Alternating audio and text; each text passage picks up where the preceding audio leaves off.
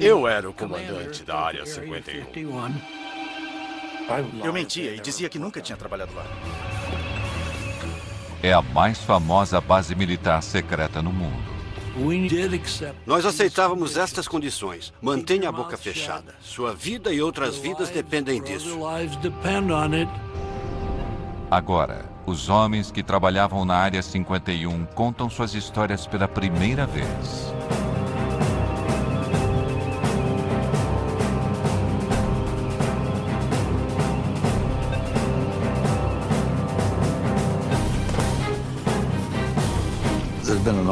Houve uma grande quantidade de informações erradas, alimentadas pela curiosidade natural das pessoas.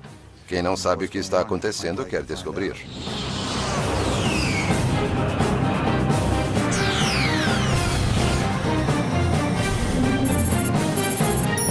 Os mistérios da Área 51. Atenção, instalações da Força Aérea Americana.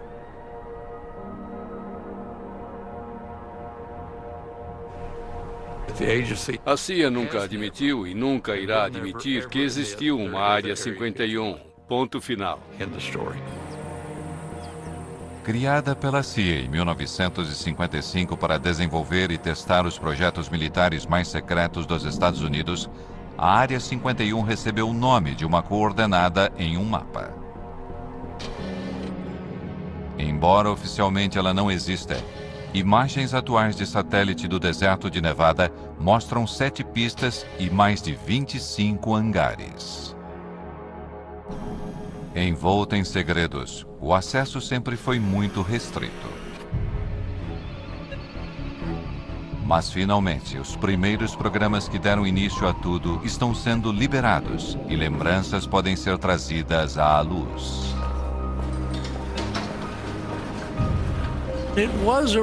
Era uma verdadeira Guerra Fria. Havia bombas nucleares destinadas a todas as grandes cidades. E era como se fossem duas pessoas. Quem vai dar o primeiro soco?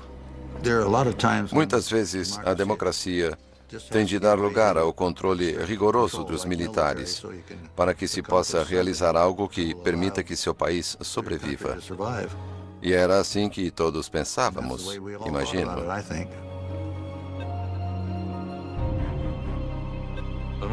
Quando tínhamos uma reunião, lápis e papel não eram permitidos. Os pilotos não podiam conversar entre eles. Nada era escrito. Ficava tudo em nossas cabeças. Quando entrávamos para o programa, recebíamos um codinome. Meu primeiro nome era Ken, e o sobrenome começava com C, de Collins. Mas era Colmar, C-O-L-M-A-R. No meu caso, não sou tão curioso. O que era bom no aspecto do segredo. Se eu não preciso saber, eu não vou perguntar. Me disseram para não me incomodar com o que eu podia fazer, que eu estava liberado pelas mais altas autoridades em Washington. Eles tinham um mecanismo para saber o que eu estava fazendo, o que estava dizendo e para onde estava indo.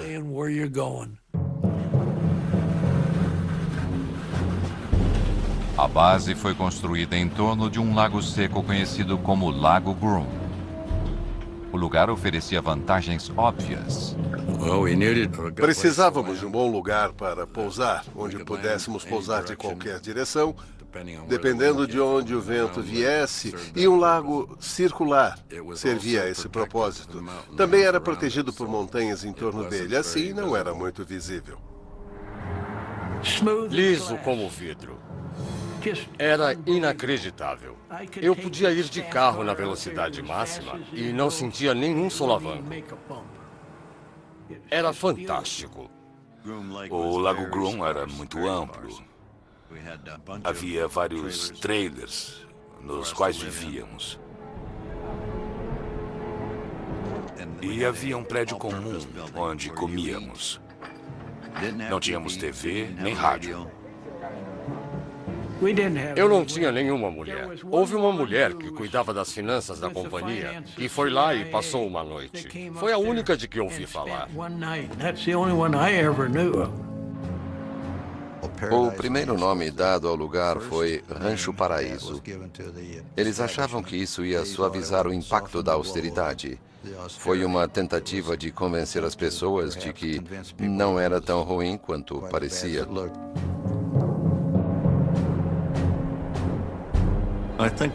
O encanto da Área 51 é que apenas tinha um trabalho a fazer. E que não fosse necessário, não ia para lá. Não ia querer ir para lá. Porque não era grande local de férias.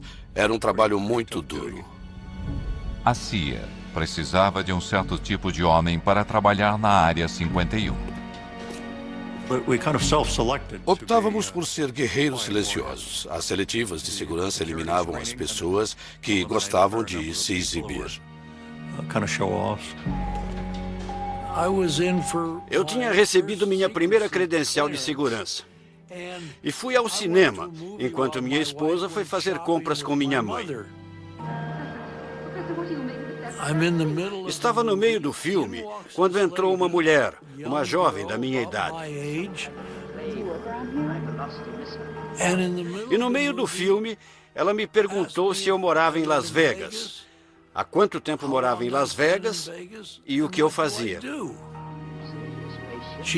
Ela não gostou das respostas. Em meia hora, ela se levantou e saiu. Muitas vezes eu me pergunto há quanto tempo ela estava me seguindo, se estava me seguindo ou se era apenas uma das garotas de Las Vegas, à procura de um cliente. Nunca vou saber.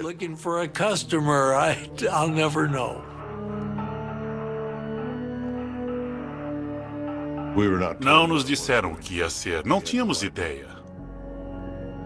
Diziam apenas que era extremamente sensível e que não devíamos comentar com ninguém. As entrevistas eram realizadas em quartos de hotel. Um sujeito tinha passado em tudo. Então lhe disseram, temos um projeto secreto no Oeste. Queremos que trabalhe nele. Está interessado? Ele disse, tenho que conversar com a minha mulher. E eles disseram, tudo bem, faça isso. Ele voltou ao quarto do hotel. Eles tinham ido embora, fizeram as malas e saíram. Ele nunca mais os viu. O fato de ele ter que perguntar à esposa se podia ou não trabalhar no projeto acabou com suas chances.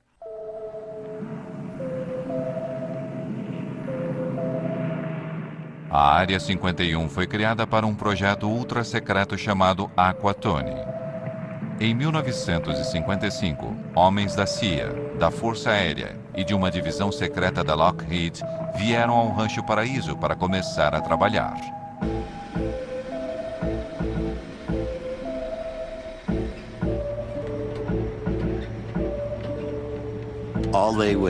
Todos nos perguntavam, você vai realmente ser voluntário para ser uma cobaia? E a maioria das pessoas não aceitava, mas eu aceitei. E sabíamos que tínhamos que usar trajes pressurizados. Tinha que ser alguma coisa envolvendo altitude.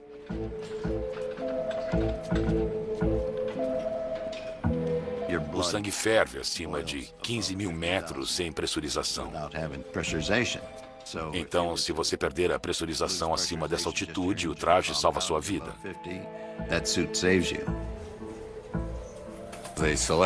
Escolheram um fabricante em Boston que fez os trajes sob encomenda. Tinham de ser feitos sob medida, bem justos. Por isso fomos ao David Clark, que fazia sutiãs para a Sears. Sei que algumas pessoas estavam animadas porque era emocionante, mas eu não. Eu mal podia dormir, ler um livro ou pensar sobre o que eu ia fazer, porque algumas das missões não eram nada simples. Tínhamos que voar de uma certa maneira para conseguir fazer as coisas. Cada quilo extra, até mesmo as rodas, podiam limitar a capacidade do U-2 de voar alto. Todo o combustível ficava na asa, não tinha como não arrastar a ponta no chão. Então as rodas mantinham as asas levantadas e assim que elas tinham sustentação, as rodas caíam e eu já decolava subindo em espiral.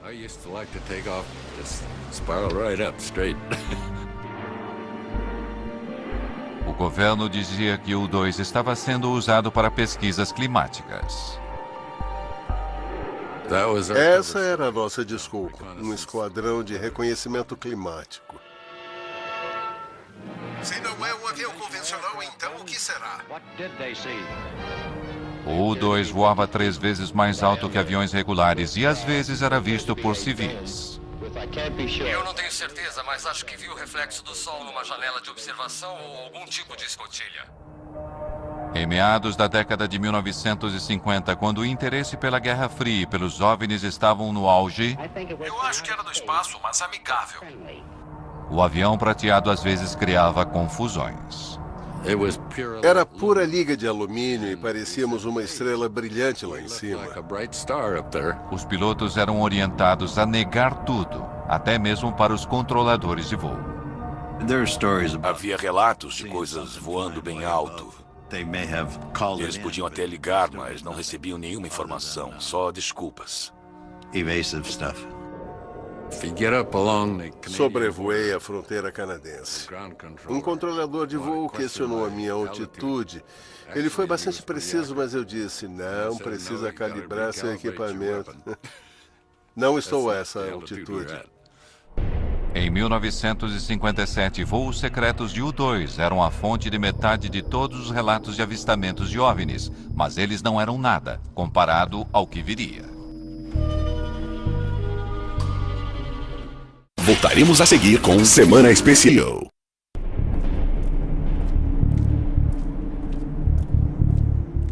A Área 51 era tão remota que a maioria dos funcionários vinha semanalmente de Burbank ou Las Vegas.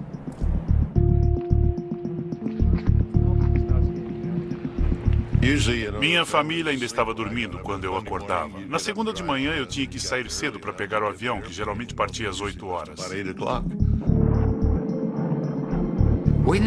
Nunca sabíamos como seríamos levados até lá. Brincávamos dizendo que numa semana voávamos com bombas e na semana seguinte com galinhas. Não sabíamos o que estava no compartimento de carga do avião. Quando descíamos do avião, passávamos pela segurança e eles conferiam nossos crachás para garantir que éramos as pessoas certas. Faziam isso sempre. Tinha uma segurança muito boa. Gene Friedman se deslocava diariamente. Eu tinha 3 filhos. E na escola sempre se pergunta, o que seu pai faz? Eu dizia que consertava televisores. E a minha esposa ficava tão ocupada na criação dos filhos, em prepará-los para a escola, que ela não se interessava muito. E ela sabia que eu mexia muito com televisores.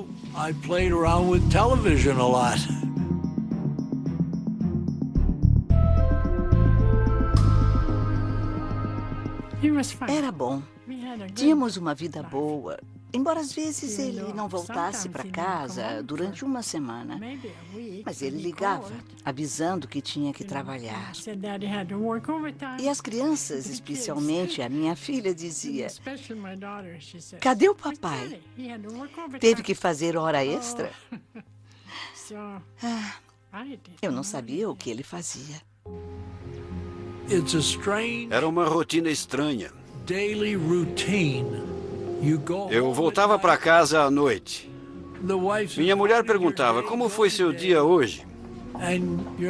E eu dizia, não foi ruim. Consertei algumas TVs. Quer dizer, ninguém vai falar. Ah, querida, conseguimos detectar a seção transversal do avião mais secreto do mundo nos mínimos detalhes. Tá bom. E o que você fez hoje? Nada. Não podíamos nem tocar no assunto.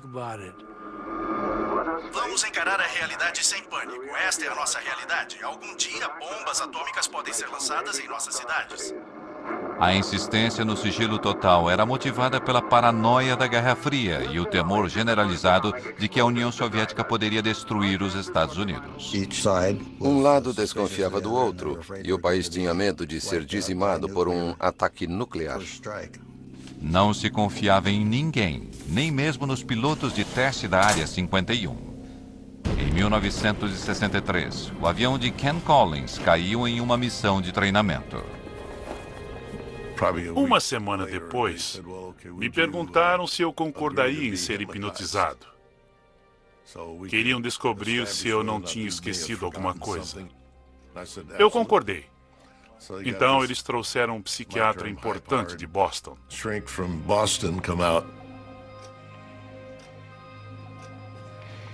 Mas ele não conseguiu me hipnotizar. Ele ficou sentado falando comigo normalmente, e eu continuava sendo como sempre fui, e ele não conseguiu me hipnotizar. Uns dias depois, um cirurgião da Lockheed chamou e perguntou se eu permitiria que me aplicassem pentotal de sódio. Eu disse que sim, que faria sem problemas. Eu disse à minha esposa que estava indo para Lockheed trabalhar. E ela disse, é domingo, você nunca trabalha no domingo. Eu disse que era um dia especial e ela concordou.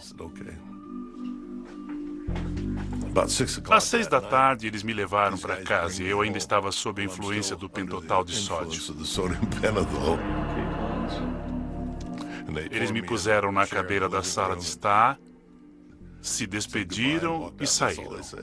Não falaram nada para minha esposa. Tinham levado meu carro, deram a chave. Ela ficou uma fera. Pensou que eu estava bebendo com os caras. Mas no fim concluíram que tudo que eu tinha dito era verdade.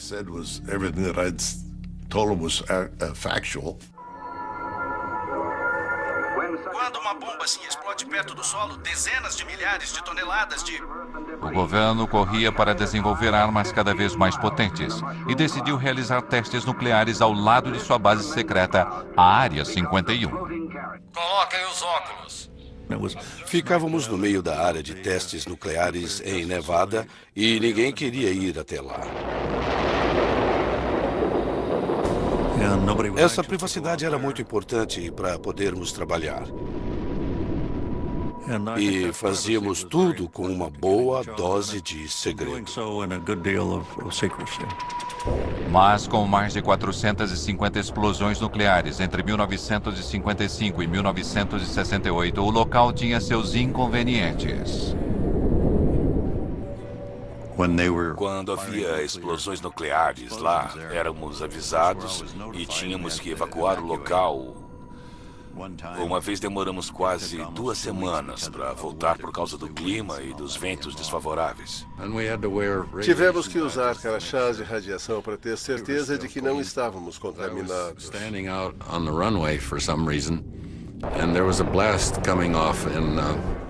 Eu estava na pista de decolagem e houve uma explosão em Yucca Flats. E eu vi ondas no solo vindo na minha direção. O solo subia e descia. Foi uma explosão subterrânea. Era inacreditável ver aqueles círculos no chão.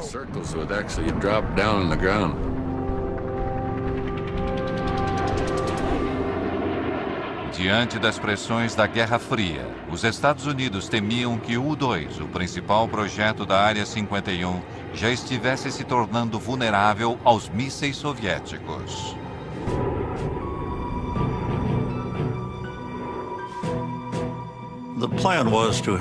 O plano era ter uma aeronave tripulada sucessora do U-2, com menor vulnerabilidade e maior capacidade. Pouquíssimas pessoas na CIA sabiam disso. No final dos anos 50, a Área 51 tinha um novo projeto ultra secreto. Em 1958, comecei a trabalhar no que era chamado de Oxcart. Em 1960, me avisaram que eu tinha sido selecionado para uma espécie de programa de astronauta. Era uma aeronave que propusemos à CIA, que iria voar em altitudes muito elevadas, cerca de 27 quilômetros de altitude. A intenção inicial era voar o mais rápido e o mais alto possível, dificultando ao máximo a detecção de radares. Voávamos tão rápido que, se você estivesse na Califórnia, voando no sentido norte-sul, e fizesse uma curva naquela velocidade e naquela altitude, Não ia continuar no estado da Califórnia. Era tão rápido que você sairia do estado. Durante a Guerra Fria, informações eram tão poderosas quanto armas. O Oxycart deveria ser a grande ferramenta de espionagem americana. O primeiro avião invisível do mundo voaria mais alto e mais rápido que um míssil. Milhares trabalharam no projeto do avião nas instalações da Lockheed em Burbank, na Califórnia.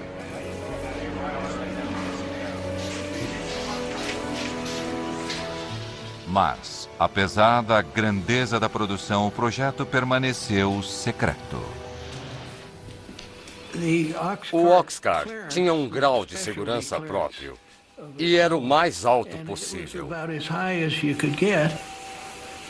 A aeronave precisava suportar as temperaturas geradas pelo atrito do ar durante um voo através da atmosfera a 3.200 km/h. O Oxcart tinha 93% de titânio, um material que nunca tinha sido usado num avião. Para conseguir o titânio, era preciso fazer um acordo com a União Soviética. A forma como a CIA trouxe esse material da Rússia, pelo que sei, até hoje é segredo. Não sei como fizeram isso, não sei quem fez. Mas recebemos o titânio de que precisávamos.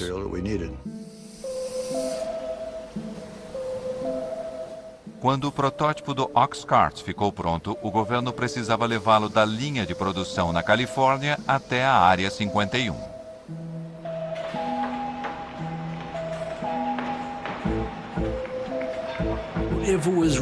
Se fosse redondo, iam colocá-lo numa caixa quadrada. Se fosse quadrado, iam colocá-lo numa caixa redonda. Era muito longo e as asas muito grandes. Assim, as partes foram separadas e levadas de Burbank até o Lago Groom. Ninguém quer uma carreta larga numa estrada movimentada. Então, era feito sorrateiramente, quando não tinha ninguém por perto.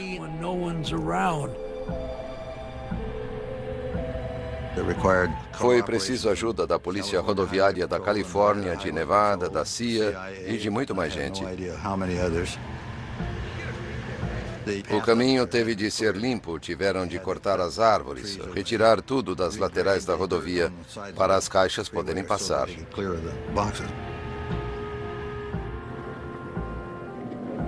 Eles não podiam saber o que estava nas caixas, mas tinham de saber que era uma coisa que tinha de ser protegida e mantida em segredo. Foi uma operação bem grande para levá-lo até o Lago Groom.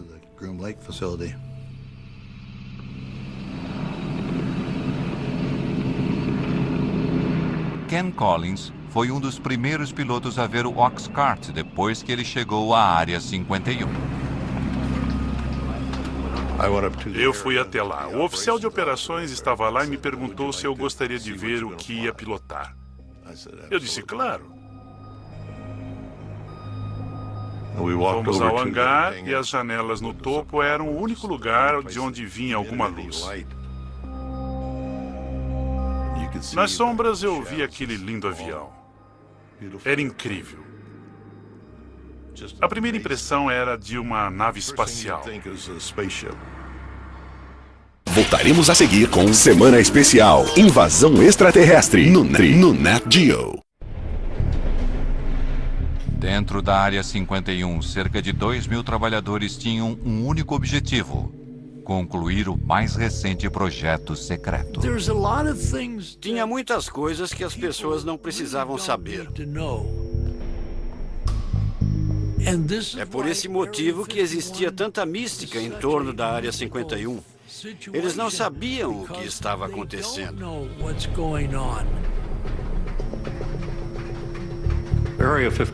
A Área 51 só tinha um propósito: desenvolver o Oxcart e colocá-lo em operação no exterior. As informações sobre o Oxcart permaneceram confidenciais durante décadas. Seu sucessor, o icônico SR-71 Blackbird, é muito mais conhecido. Mas atualmente, detalhes sobre o Oxcart finalmente estão sendo revelados.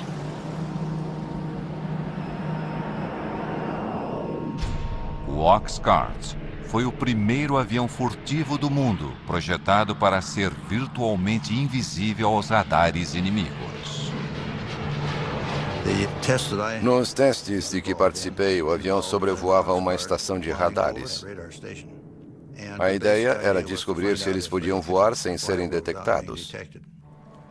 Fui à sala de controle de radares para ver o que acontecia quando a aeronave passava. Eu estava lá e ninguém conseguia ver muita coisa acontecendo. De repente, pareceu que uma escada tinha caído no telhado. Era a onda de choque do avião. Ele não foi visto nos radares. Parecia que estava fazendo o seu trabalho. A aeronave podia ir de uma costa a outra dos Estados Unidos em 70 minutos, mas seu único objetivo era a espionagem. Estas imagens feitas sobre a Coreia do Norte foram liberadas pela CIA e nunca tinham sido divulgadas antes. Elas revelam a capacidade do avião de fotografar objetos no solo, voando a 27 mil metros de altura, numa velocidade de 3.500 km por hora. A câmera estava num avião voando numa velocidade de Mach 3. A resolução era de 12 polegadas, 30 centímetros. Se você pensar num objeto no chão e puser uma grade sobre ele com 30 centímetros de lado, cada um desses quadrados vai ser preto, branco ou cinza. Um objeto com 30 centímetros de comprimento pode ser claramente identificado como um objeto, embora não possamos reconhecer a estrutura interna. Mas se tirarmos a foto de um tanque, ele vai ter 500 pontos e vai identificar o tanque. Mas, no auge da Guerra Fria, os homens da Área 51 não eram os únicos com câmeras potentes.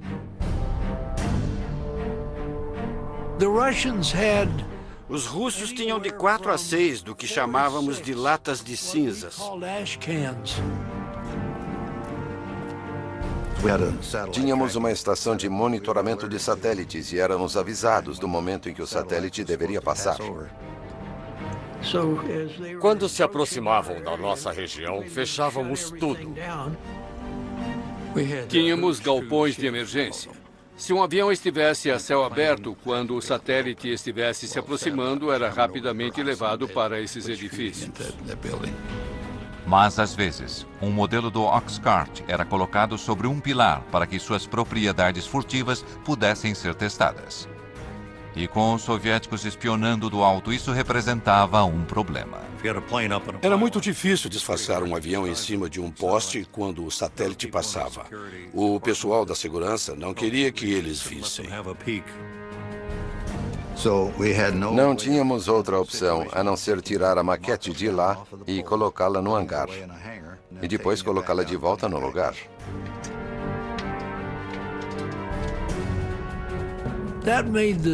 Isso tornava o trabalho muito difícil, muito difícil.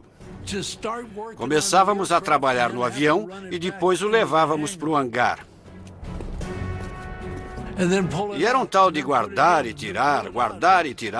Era um grande incômodo. Apesar dos esforços para esconder o avião secreto, agentes de inteligência descobriram que a União Soviética tinha um desenho do avião e tinha encontrado uma forma de detectar o Oxcart. Fazíamos a maioria dos testes durante o dia. A radiação do sol aquecia tudo, menos a sombra. Se deixássemos a maquete ali durante meia hora, ela deixaria uma sombra que uma câmera infravermelha conseguiria captar.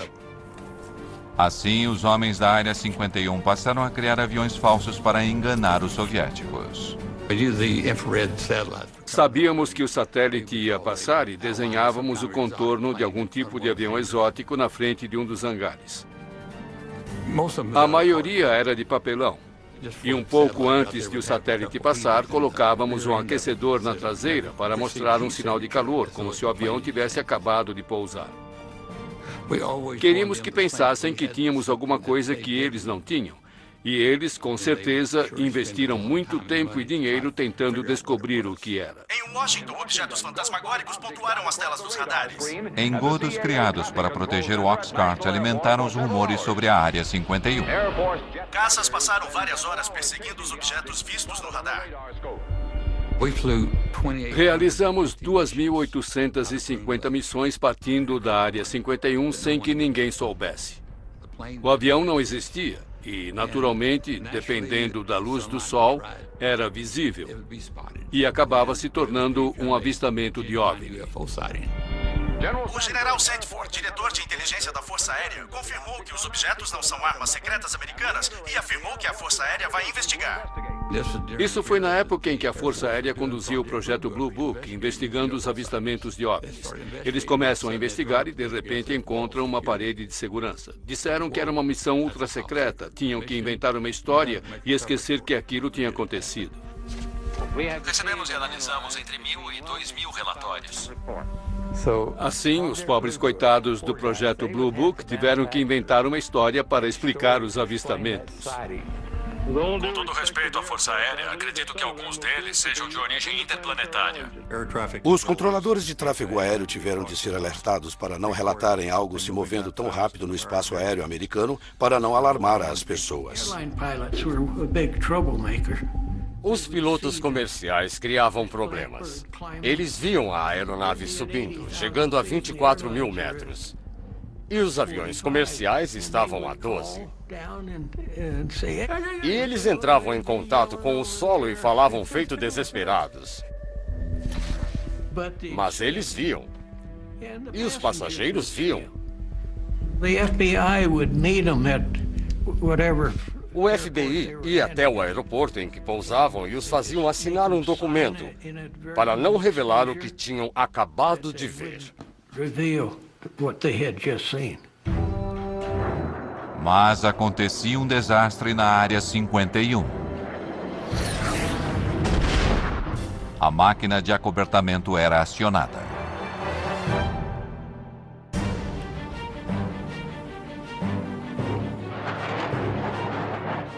Apesar dos segredos que envolveram Oxcart, indícios de uma falha inicial estão finalmente vindo à luz décadas depois. Era um teste subsônico de motores em baixa altitude. Tive problemas para acelerar até Mach 3. Voei para o norte da área, subi para 7.600 metros, virei para o sul e comecei a entrar nas nuvens. Alguma coisa não estava certa. O avião embicou, ficou invertido e entrou em espiral. Não dava para recuperar.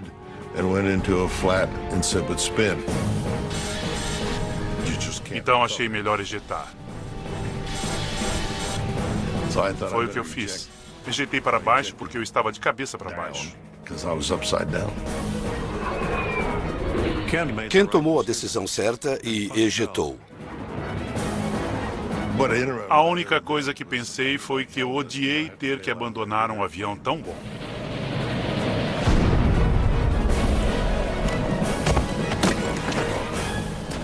Ele desceu em algum lugar perto de Wendover, Utah. Eu pousei, recolhi o paraquedas, porque achei que ia precisar dele. Talvez tivesse que passar a noite ali e ia dormir dentro dele.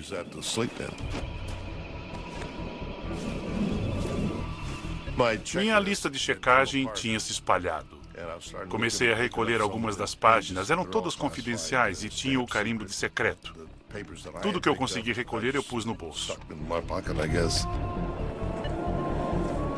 Passou uma picape no deserto e tinha 3 homens nela. Eu fiquei surpreso em vê-los. Eles disseram para subir, que iam me levar ao avião. Eu disse, não, é um F-105. Essa era a história que contávamos. Eu disse, tem uma arma nuclear a bordo. Eles disseram, é melhor você subir, vamos embora, não vamos ficar. Então entrei na frente com eles. Ficamos em 4 pessoas lá dentro.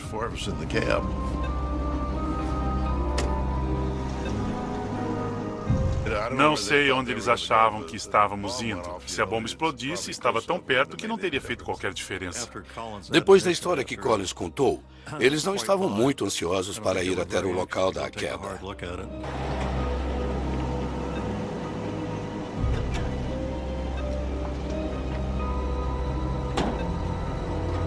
Tínhamos um número de telefone para essas emergências.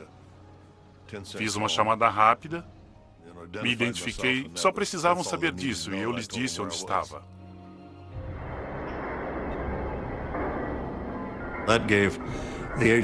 Isso deu à agência 2 dias para recolher tudo e limpar a bagunça. Do contrário, teria sido uma verdadeira festa.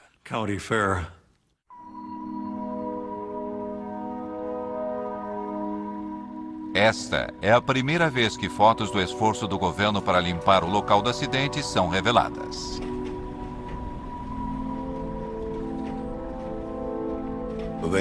Dois homens do nosso pessoal de sobrevivência, que faziam parte da equipe de segurança, mais tarde voltaram lá a cavalo e vasculharam todo o lugar para ver se alguma coisa confidencial tinha ficado para trás. Em virtude do acobertamento e da localização remota, a limpeza foi boa o bastante para manter o local do acidente em segredo durante décadas. Foi considerado um acidente de F-105. Aviões caem o tempo todo em torno das bases militares.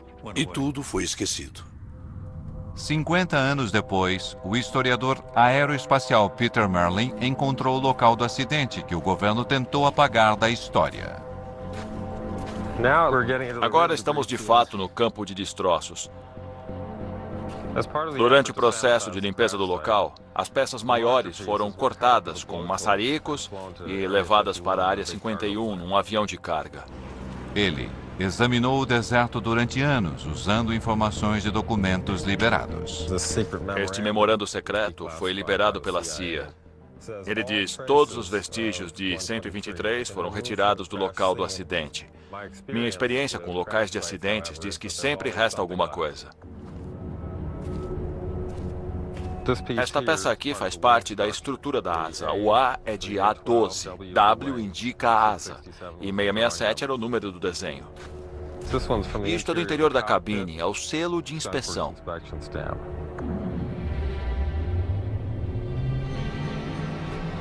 Esta é a cratera do impacto. Tem titânio em todo lugar. Nossa, é um pedaço grande. É um titânio bem espesso. A fuselagem atingiu o solo bem aqui, nos dois lados. Há uma depressão causada pelos motores. Uma bem aqui. É uma depressão causada pelo motor. Aconteceria a mesma coisa hoje se um avião secreto da Área 51 caísse aqui. Provavelmente haveria as mesmas restrições de segurança. Também inventariam uma história para acobertar. Voltaremos a seguir com Semana Especial.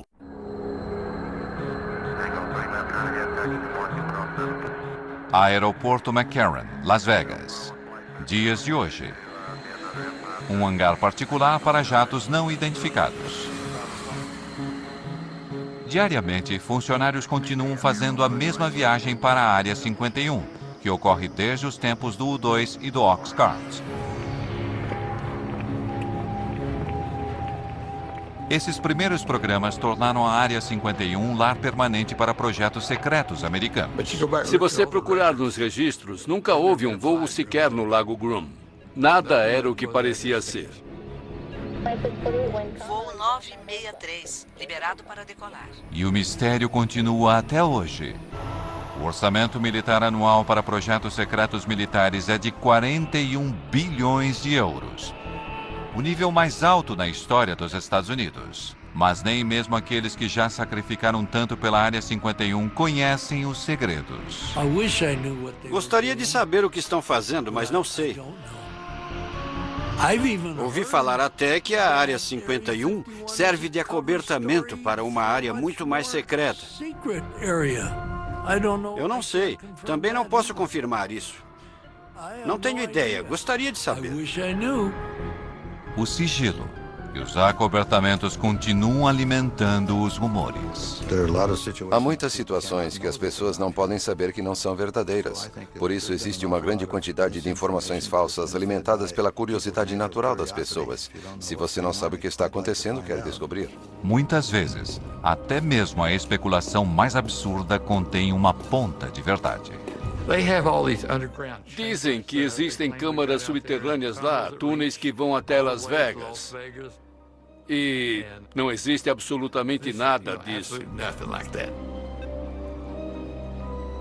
Foram realizados testes nucleares subterrâneos porque na superfície espalhariam radioatividade. Mas não há nada na área. Outra coisa que dizem é que obtivemos toda essa velocidade e tecnologia a partir de engenharia reversa feita em naves extraterrestres. É verdade que fizemos engenharia reversa, mas foi num MiG-21 russo capturado em 1968. Nós o desmontamos para ver como os russos tinham feito. E então montamos de novo e voamos com ele.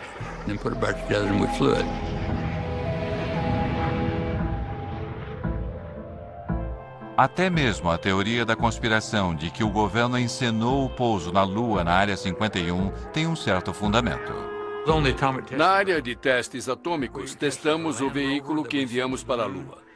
Testamos todos os sistemas de suporte de vida. Os astronautas foram treinados nas crateras das bombas atômicas. Daí surgiram essas histórias malucas.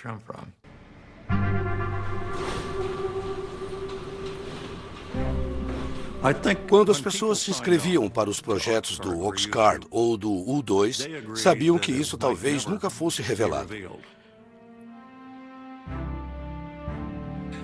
Basicamente, estavam dizendo: ei, olha, é um segredo de família e estamos dispostos a ir para o túmulo com ele. Foi uma honra muito grande ter um trabalho com tanta confiança depositada em mim, em nome do país.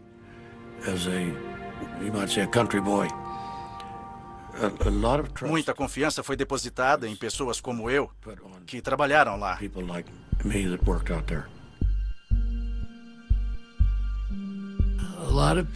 Muitas pessoas dedicaram suas vidas. Algumas famílias se separaram.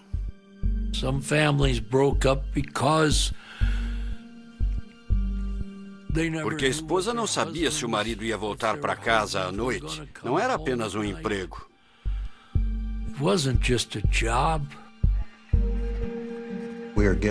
Tínhamos de realizar algumas tarefas. Acreditávamos nisso, fazíamos o melhor possível. Fico feliz com o resultado. Mas quando se trata do que aconteceu na Área 51, a única certeza que temos é a de que nunca saberemos de tudo. Estou contando uns 5% do que aconteceu. Só contei uma parte da história, sério. Tenho que ser sincero. Versão Marshmallow São Paulo.